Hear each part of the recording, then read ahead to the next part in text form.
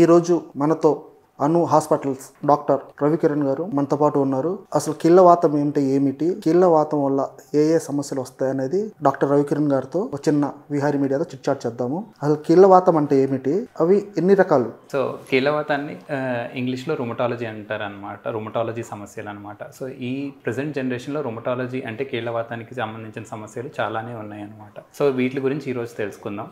అసలు కీళ్ళవాతం అంటే ఏంటంటే ప్రజెంట్ ఏదైనా నొప్పులు, చిన్న జాయింట్స్ నొప్పులు కానీ, కీళ్ళు అంటే ఏ కీలైనా, చిన్న కీలు కానీ పెద్ద కీలు కానీ నొప్పి రావడం, వాపు రావడం, ఇలాంటి సమస్యలు. అదే కాకుండా బాడీలో ఎక్కడైనా ఈ కీళ్ళవాతం అనేది ఏ అవయవాన్నైనా ఎఫెక్ట్ చేయొచ్చు అనమాట. ఈవెన్ కన్నుని ఎఫెక్ట్ చేస్తుంది, కిడ్నీని ఎఫెక్ట్ చేస్తుంది, లివర్ని ఎఫెక్ట్ చేస్తుంది. అందుకనే మీరు ఏదైనా సమస్య ఉన్నట్టయితే కనుక ఇలాంటి కీళ్ళవాతంది చిన్నదే అనుకుని మాత్రం ఎప్పుడు నెగ్లెక్ట్ చేయొద్దు. సో ఓన్లీ జాయింట్ పెయిన్సే కాదు, కీళ్ళవాతం అనేది స్కిన్ కూడా ఇన్వాల్వ్మెంట్ ఉంటుందన్నమాట. ఈవెన్ సోరియాసిస్ వల్ల కూడా వచ్చే వాతాలు ఉంటాయి అన్నమాట. దాన్నే కీళ్ళవాతాలు, సోరియాటిక్ ఆర్థరైటిస్ అంటారనమాట.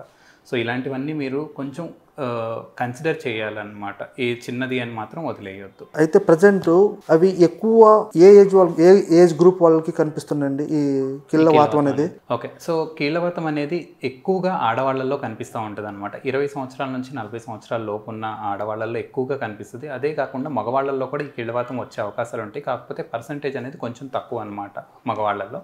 ఆడవాళ్ళల్లో మాత్రం ఎక్కువగా ఇన్వాల్వ్మెంట్ ఉంటుంది అనమాట ఈ కీళ్ళవాతం అనేది.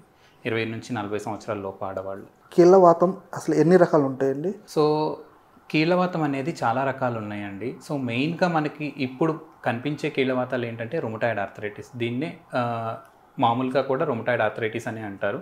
యాంకిలోజింగ్ స్పాండిలైటిస్ అనమాట. యాంకిలోజింగ్ స్పాండిలైటిస్ అనేది ఏంటంటే వెన్ను నొప్పి, వెన్ను బిగబెట్టడం, ఇది ఎక్కువగా మగవాళ్ళల్లో ఉంటుంది అనమాట ఈ యాంకిలోజింగ్ స్పాండిలైటిస్ అనేది.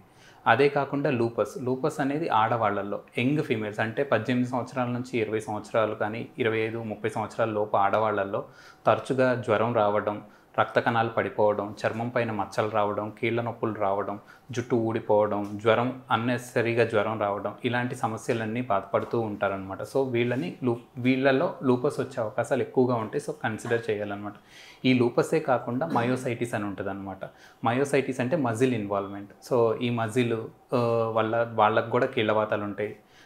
అదే కాకుండా వాస్కులైటిస్ అంటారనమాట. కాళ్ళపైన, చేతులపైన మచ్చలు రావడం, కన్ను ఎర్ర కావడం లాంటి సమస్యలు ఉంటాయి.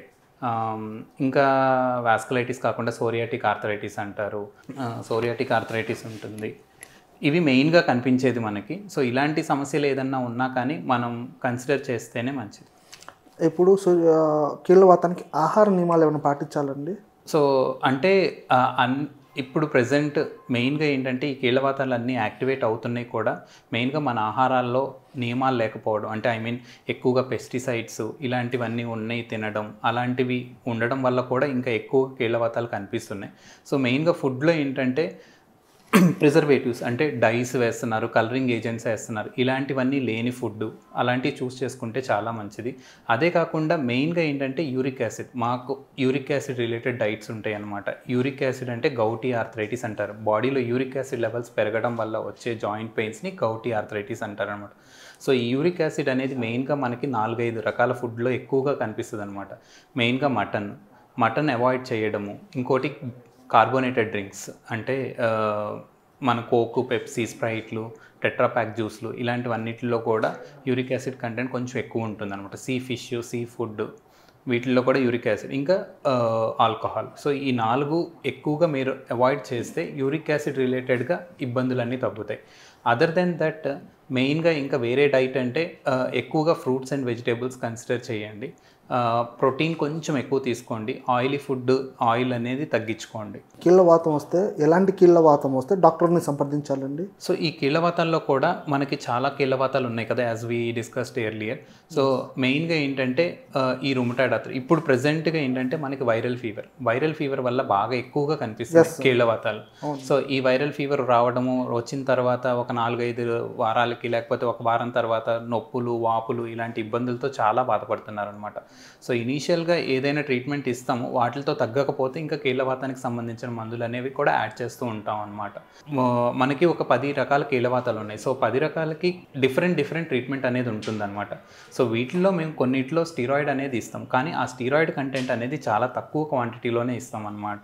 సో ఎందుకు ఆ స్టీరాయిడ్ ఇస్తాము అంటే కనుక ఇనీషియల్గా మనం స్టార్ట్ చేసిన ఈ కీళ్ళవాతం మందులు బాడీలోకి వెళ్ళి అది యాక్ట్ చేయడానికి ఒక 1 మంత్ కానీ, ఒక 20 డేస్ కానీ, ఒక 15 డేస్ కానీ టైం పడుతుందన్నమాట. ఈ యాక్ట్ చేసే పీరియడ్ వరకు మనం స్టీరాయిడ్ ఇస్తాం. దాని తర్వాత కొన్ని రోజులకి కొంచెం ఎక్స్టెన్షన్ కూడా చేస్తూ ఉంటాం అనమాట స్టీరాయిడ్ బేస్డ్ ఆన్ పేషెంట్ సిమ్టమ్స్ని బట్టి. సో స్టీరాయిడ్ ఇస్తున్నారు, ఇది స్టీరాయిడ్ ఎఫెక్టు. మేము ఇప్పుడు బాగా ఎక్కువ నోటీస్ చేస్తుంది ఏంటంటే పేషెంట్స్ స్టీరాయిడ్ ఇస్తున్నారని చెప్పి మానేసి కీళ్ళ నొప్పుల కోసమని వేరే పెయిన్ కిల్లర్ ట్యాబ్లెట్స్ వేసుకొని కిడ్నీలు ఇబ్బందులు పడి ఇలా వస్తున్నారన్నమాట. సో స్టీరాయిడ్ ఇచ్చేది కూడా చాలా తక్కువ అమౌంట్ ఆఫ్ క్వాంటిటీ అనమాట. సో దాని గురించి భయపడి దానివల్ల వచ్చే సైడ్ ఎఫెక్ట్స్ అని ఏమీ ఉండవు.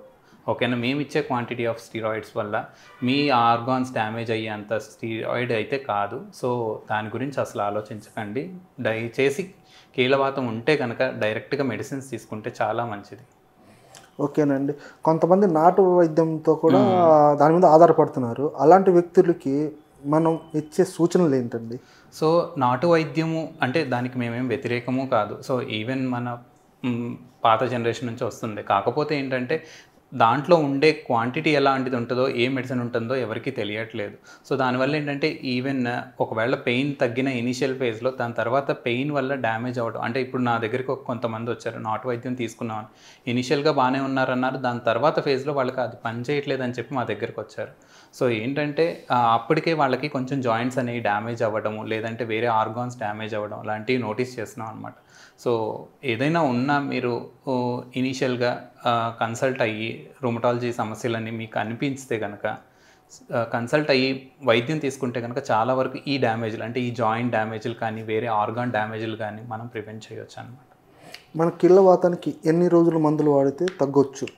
సో ఈ కీళ్ళవాతాల్లో కూడా స్పెసిఫిక్గా మనకు కొన్ని కీళ్ళవాతాలు ఉన్నాయి. ఓకే, ఐ మీన్ రొమటాయిడ్ ఆర్థరైటిస్కి. ఈ రొమటాయిడ్ ఆర్థరైటిస్కి బేస్డ్ ఆన్ పేషెంట్ సిమ్టమ్స్ని బట్టి అంటే ఐ మీన్ అట్లీస్ట్ 5 years అనేది ట్రీట్మెంట్ అనేది కంపల్సరీగా ఇస్తామన్నమాట.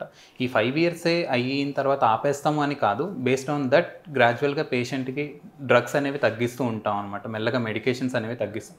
వన్స్ పేషెంట్కి కనుక పెయిన్స్ కనుక తిరిగి వస్తున్నాయి అంటే కనుక then will restart the same doses అనమాట. సో ఈ టైం పీరియడ్ అని మాత్రం కరెక్ట్గా ఏది క్లియర్గా చెప్పలేము. అంటే ఐ మీన్ ఫ్యూచర్లో కూడా బేస్డ్ ఆన్ మెడిసిన్స్ కరెక్ట్గా వాడుకుంటే అట్లీస్ట్ ఒక 10 years 5 years వరకు అయితే కంపల్సరీగా మెడిసిన్స్ అనేవి మాత్రం కంపల్సరీగా వాడుతూ ఉంటాం.